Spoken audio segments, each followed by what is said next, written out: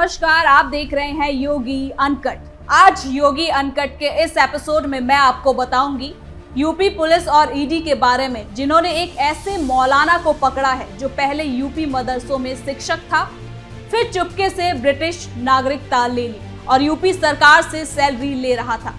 फिर जब उसे ये शक हुआ कि उसका खेल अब खत्म होने वाला है तो वो ब्रिटेन भाग गया। आरोप है कि मैनचेस्टर में रह रहा ये मौलाना वहां करोड़ों की फंडिंग इकट्ठा कर रहा था और यूपी में मदरसों का जाल बिछा रहा था। पहले यूपी एटीएस ने जांच की और अब ईडी इस मामले की जांच कर रही है और ये मौलाना है मौलाना शमशुल हुदा खान। तो चलिए बिना किसी काट-छाट के जरा विस्तार से योगी अनकट अंदाज में जानते हैं कि कैसे मौलाना मदरसों का जाल बिछा रहा है, जिसमें अब वो खुद फंस चुका है।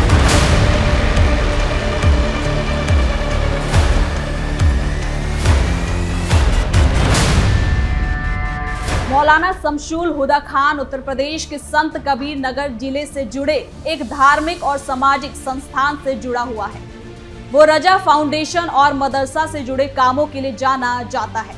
शुरुआती तौर पर ये एक धार्मिक शिक्षक और समाज सेवी के रूप में सामने आया, लेकिन जांच एजेंसियों की कार्रवाई के बाद उसके नाम से जुड़े कई संदिग्ध लेन देन और विदेशी कनेक्शन भी सामने आए। मौलाना जो जालसाजी का सरताज, धोखाधड़ी में महारत हासिल, भारत में घर, ब्रिटेन का नागरिक, यूपी सरकार से सैलरी और पेंशन, आतंकियों से जुड़े तार, एनजीओ के लिए विदेशी फंडिंग, ईडी के रडार पर।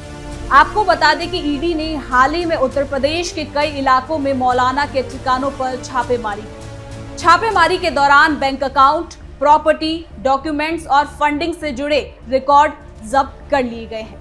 जांच एजेंसियों का आरोप है कि मौलाना शमशुल हुदा खान ने भारतीय नागरिकता छोड़कर ब्रिटिश नागरिकता ले ली थी, लेकिन इसके बावजूद वो भारत में सरकारी सुविधाओं और धार्मिक संस्थानों के नाम पर फंडिंग का लाभ उठा रहा था।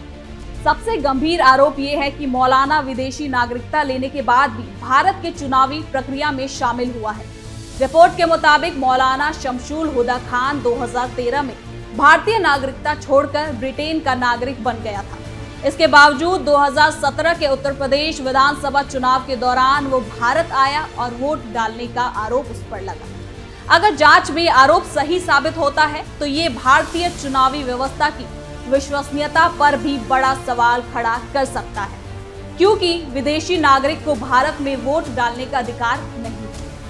आपको बता दें कि जांच एजेंसियों के मुताबिक मौलाना शमशुल ने विदेशी फंडिंग के जरिए करोड़ों रुपए का लेन देन किया है, जो उससे और उससे जुड़ी संस्थाओं के कई बैंक खातों में बड़ी रकम आने का खुलासा है। रिपोर्ट के मुताबिक 2013 से 2017 के बीच उसके खातों में करीब 5 करोड़ रुपए से ज्यादा पैसे जमा हुए हैं। इनमें से कई लेन देन विदेशी सोर्सेज से जुड़े हुए बताए जा रहे हैं। तो वहीं ईडी की जांच में ये भी सामने आया कि मौलाना और उससे जुड़े ट्रस्ट और संस्थाओं के नाम पर भी बैंक अकाउंट खोले गए थे, जिनका इस्तेमाल फंडिंग और प्रॉपर्टी खरीदने के लिए किया जा रहा था। जांच एजेंसियों ने उनके 6 से ज्यादा बैंक खातों की जानकारी जुटाई है और लेन देन की गहन जांच चल रही है। इसके अलावा मौलाना के नाम पर और उसके परिवार के सदस्यों के नाम पर कई अचल संपत्तियां होने का दावा भी किया जा रहा है। जांच एजेंसियों को करीब 17 संपत्तियों के डॉक्यूमेंट्स मिले हैं, जिनकी कीमत करोड़ों रुपए में बताई जा रही है। आपको ये भी बता दें कि इन प्रॉपर्टीज में जमीन, मकान और बाकी रियल एस्टेट निवेश शामिल है। एजेंसियां अब ये पता लगाने की कोशिश कर रही हैं कि इन संपत्तियों को खरीदने के लिए इस्तेमाल किए गया पैसा कहां से आया और क्या इसमें विदेशी फंडिंग का इस्तेमाल तो कहीं नहीं हुआ है। ये मामला केवल पैसों की लेन देन और हेरा फेरी का नहीं, बल्कि इसमें नागरिकता कानून और FEMA के उल्लंघन के आरोप भी शामिल है। अगर कोई व्यक्ति विदेशी नागरिकता ले लेता है तो उसे भारतीय नागरिकता खुद छोड़नी पड़ती है। ऐसे में भारत में सरकारी सुविधा लेना, धार्मिक संस्थानों के जरिए फंडिंग का संचालन करना और चुनाव में हिस्सा लेना कानून के खिलाफ माना जाता है। इसी वजह से इस केस में यूपी एटीएस भी जांच कर रही है। आपको बता दें कि एटीएस इस बात की जांच कर रही है कि मौलाना शमशुल हुदा खान का कोई विदेशी नेटवर्क या संदिग्ध अंतरराष्ट्रीय संपर्क तो नहीं था, यानी कि कहीं इनके कनेक्शन पाकिस्तान से तो नहीं जुड़े हुए हैं। विदेशी फंडिंग और इंटरनेशनल कनेक्शन को लेकर सुरक्षा एजेंसियां बेहद सतर्क रहती हैं, क्योंकि इससे नेशनल सिक्योरिटी से जुड़े सवाल भी उठ सकते हैं। योगी अनकट में आपको आगे बता दें कि मामले के सामने आने के बाद पॉलिटिकल चर्चा भी तेज हो गई है। जानकारों का कहना है कि ये मामला भारत में नागरिकता, विदेशी फंडिंग और धार्मिक संस्थाओं की निगरानी से जुड़े नियमों की कमजोरी को उजागर करता है। कई बार धार्मिक और सामाजिक संस्थानों को विदेशी फंडिंग वहां से फंडिंग मिलती है, लेकिन अगर इसका सही तरीके से लेखा जोखा नहीं किया जाए तो ये मनी लॉन्ड्रिंग और गैर कानूनी गतिविधियों का जरिया बन सकता है। इसी वजह से सरकार और एजेंसियां विदेशी फंडिंग पर सख्त निगरानी रखती है।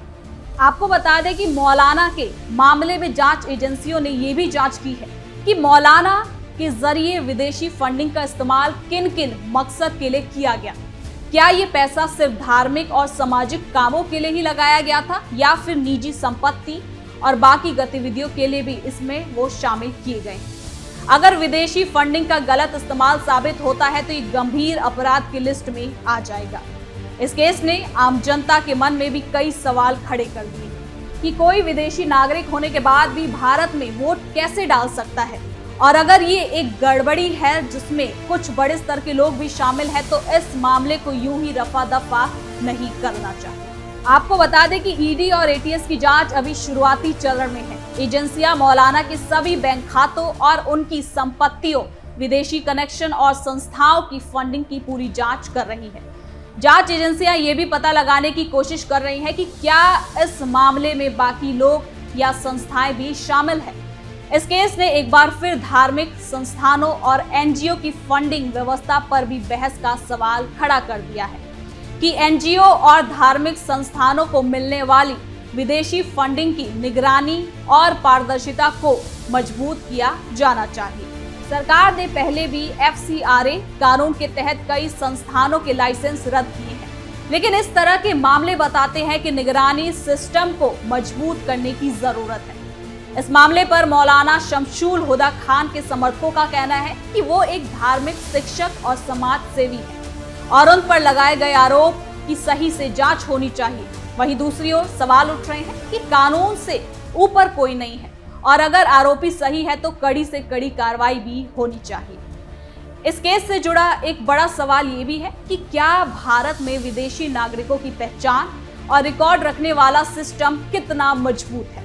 अगर कोई इंसान विदेशी नागरिक बनकर भी भारत के डॉक्यूमेंट का इस्तेमाल करता है तो ये एक प्रशासनिक खामियां को बताता है, जिसके बाद सरकार और एजेंसियों को अब ऐसे मामलों से निपटने के लिए डिजिटल रिकॉर्ड और डेटा साझा करने वाले सिस्टम को मजबूत करने की बात भी अब उनमें चल रही है। आपको बता दें कि मनी लॉन्ड्रिंग और विदेशी फंडिंग के मामलों में ईडी का रोल बेहद खास होता है, जिसमें ईडी आर्थिक अपराधों की जांच करती है और अगर कोई व्यक्ति या संस्था अवैध तरीके से पैसा इकट्ठा करता है या उसका गलत इस्तेमाल करता है तो एजेंसी संपत्ति जब्त करने और कानूनी कार्रवाई करने का अधिकार रखती है। मौलाना के मामले में भी ईडी संपत्तियों की जब्ती और बाकी कानूनी कार्रवाई कर सकती है अगर आरोप साबित होते हैं। यानी कि कुल मिलाकर मौलाना शमशुल हुदा खान का मामला सिर्फ एक व्यक्ति से जुड़ा मामला नहीं है, बल्कि ये फर्जीवाड़ा, नागरिकता, चुनावी प्रक्रिया, विदेशी फंडिंग, धार्मिक संस्थानों की पारदर्शिता और राष्ट्रीय सुरक्षा से जुड़े ये कई सवाल खड़े करता है। जांच एजेंसियों की कार्रवाई से ये साफ हो गया है कि सरकार विदेशी फंडिंग और नागरिकता नियमों के उल्लंघन को लेकर गंभीर है और आने वाले समय में ऐसे मामलों पर और ज्यादा सख्ती हमें देखने को मिल सकती है। साथ ही आने वाले दिनों में ईडी और एटीएस की जांच से और भी बड़े खुलासे होने की संभावना जताई जा रही है। देश भर की नजरें इस मामले पर टिकी हुई है क्योंकि ये केस कानून, राजनीति और समाज के बीच संतुलन का एक बड़ा उदाहरण बनकर सामने आया है। साथ ही इस मामले में जिस रफ्तार से यूपी सरकार ने कमान संभाला और पुलिस ने एक एक करके परतें खोलनी शुरू की, वो ये बताता है कि इस मुद्दे में और विस्तार से जांच होनी अभी बाकी है, जो बहुत बड़े खुलासे कर सकता है। तो फिलहाल के लिए योगी अनकट में इतना ही। देखते रहिए कैपिटल टीवी उत्तर प्रदेश। कल फिर मिलेंगे नई खबर के साथ। धन्यवाद।